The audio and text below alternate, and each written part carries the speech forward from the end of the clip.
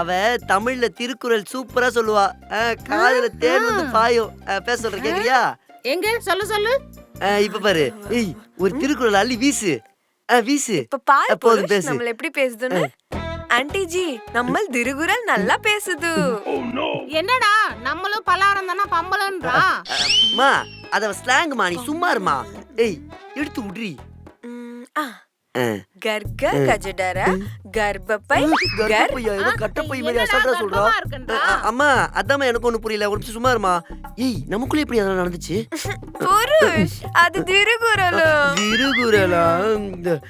என்னடா இது திருக்குறளுக்கு வந்த சோதனை, உங்க அம்மாக்கு வந்த வேதனை. இவ பண்றாடா. இதான் நான் பண்ண சாதனை. இவள கூட்டு வந்தது நீதானே.